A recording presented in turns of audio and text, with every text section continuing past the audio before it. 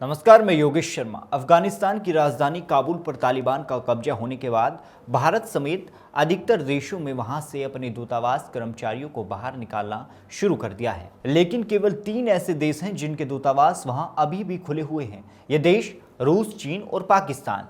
चीन की तरह तालिबान ने रूस को ये आश्वासन दिया है कि वो अफगानिस्तान की जमीन का इस्तेमाल अपने पड़ोसियों पर हमला करने के लिए नहीं होने देगा। पाकिस्तान पर हमेशा से तालिबान का साथ देने का आरोप खुद अफगान सरकार लगाती रही है। रूस विदेश मंत्रालय ने भी रविवार को सरकारी मीडिया से कहा था कि सरकार की दूतावास कर्मचारियों को बाहर निकालने से जुड़ी कोई योजना नहीं है।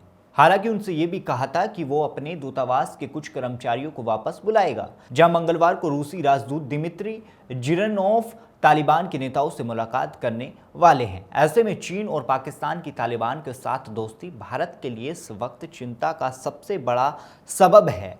लेकिन रूस आने वाले दिनों में तालिबान के साथ कैसा व्यवहार रखता है, इस पर भारत की निगाहें जरूर टिकी हैं। बता दें कि रूस के साथ भारत के दोस्ताना संबंध हैं और पिछले 7 सालों में रूस के रिश्ते तालिबान के साथ ज्यादा मजबूत हुए हैं। तो अब बात करते हैं कि रूस की अफगानिस्तान की दिलचस्पी क्यों है। दरअसल बात 19वीं सदी की है। उस वक्त ब्रिटिश अपना शासन भारतीय उपमहाद्वीप में स्थापित कर रहे थे और पंजाब को अपने कब्जे में करते हुए अफगानिस्तान की तरफ बढ़ रहे थे। उस समय पंजाब और अफगानिस्तान एक दूसरे से अलग हुए थे। उस वक्त रूस एक बड़ी शक्ति हुआ करता था। वो अपना प्रभाव अपने बॉर्डर पर बढ़ा रहा था। जैसे चीन के कई हिस्सों पर वो अपना आधिपत्य स्थापित कर चुका था। ईरान से कई हिस्से उसने ले लिए थे। मध्य एशिया जो कई छोटे छोटे राज्यों में बटा हुआ था, उनको अपने साथ मिला लिया था। इसके बाद अफगानिस्तान से रूस की सीमाएं जुड़ गई थी। यही वो वक्त था जब रूस की अफगानिस्तान में दिलचस्पी बढ़ने लगी थी। उसे डर था कि कहीं ब्रिटिश अफगानिस्तान तक आ गया तो उसकी सुरक्षा खतरे में पड़ सकती है। यानी ये वो दौर था जब ब्रिटेन और रूस के बीच अफगानिस्तान बफर स्टेट बन गया था। साल 1839 में ब्रिटिश सैनिकों ने अब पहला अफगान युद्ध लड़ा, फिर 40 साल बाद दूसरा अफगान युद्ध लड़ा और 1918 में आखिरी अफगान युद्ध लड़ा गया था। लेकिन इसके बावजूद अफगानिस्तान पर ब्रिटिश प्रभाव तो पड़ा, लेकिन वे यहाँ पूरा आधिपत्य स्थापित नहीं कर पाए। यही वो वक्त था जब यूरोप के साथ साथ मध्य एशिया में ब्रिटिश साम्राज्यवाद और रूसी साम्राज्यवाद के बीच द्वंद्व युद्ध चल रहा था, जिसे ग्रेट गेम कहा जाने लगा था। बाद में जब दक्षिण एशिया में ब्रिटिश साम्राज्य का अंत हो गया, तब तक अफगानिस्तान एक स्वतंत्र राज्य के रूप में उभर चुका था। उस वक्त के मोहम्मद जहीर शाह अफगानिस्तान के शासक बन गए थे। सोवियत संघ भी दूसरे विश्व युद्ध के बाद एक महाशक्ति के रूप में उभरा था। उसकी सीमाएं अफगानिस्तान से जुड़ी हुई थी और वो वहां अपना प्रभाव बढ़ाना चाह रहा था। जो आज के स्वतंत्र राज्य हैं, तुर्कमेनिस्तान, उज्बेकिस्तान और तजाकिस्तान, उस समय सोवियत संघ का हिस्सा हुआ करते थे। मोहम्मद जहीर शाह ने भी सोवियत संघ के साथ अच्छे संबंध स्थापित किए। साल 1973-74 में अफगानिस्तान में तख्तापलट हो गया। मोहम्मद जहीर शाह के संबंधी मोहम्मद दाऊद खान ने अपने आप को अफगानिस्तान का राष्ट्रपति घोषित कर दिया था। सोवियत संघ का प्रभाव उस वक्त अफगानिस्तान पर और ज्यादा बढ़ने लगा था। साल 1978 आते आते अफगानिस्तान में दाऊद खान का शासन भी समाप्त हो गया था और people's democratic party of Afghanistan सत्ता में आ गई।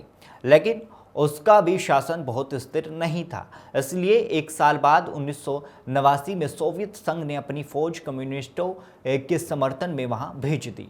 और उसके बाद 1980 से लेकर 1988 तक सोवियत संघ की फौज अफगानिस्तान में रही। इसी तरह से शीत युद्ध का एक नया दौर एशिया के इस भूभाग में शुरू हुआ।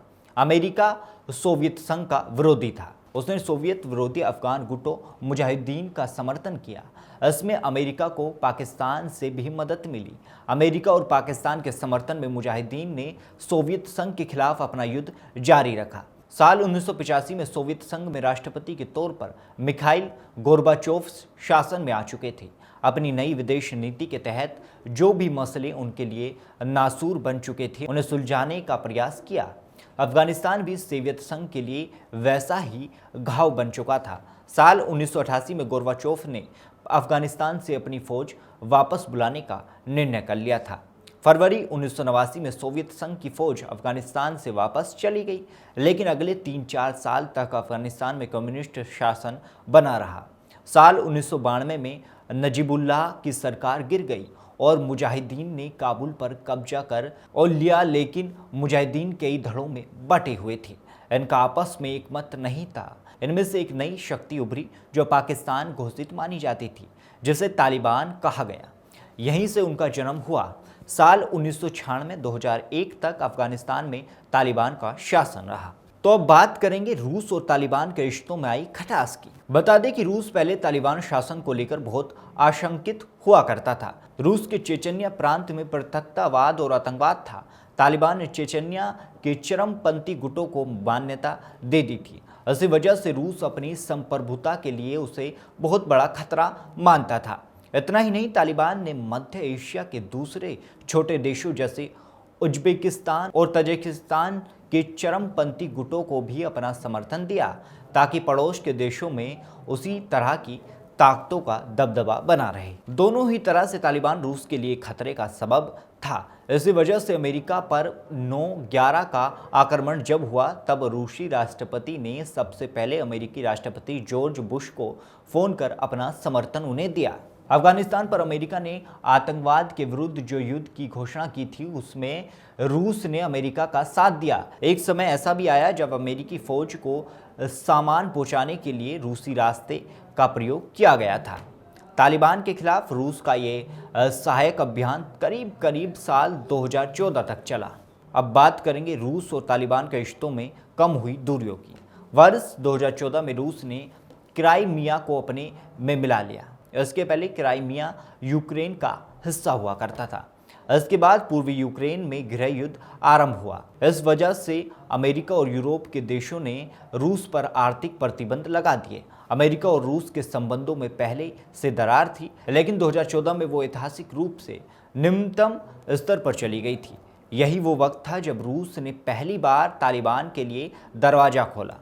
पिछले 7 वर्षों में लगातार रूस ने तालिबान के साथ संपर्क बनाए रखा।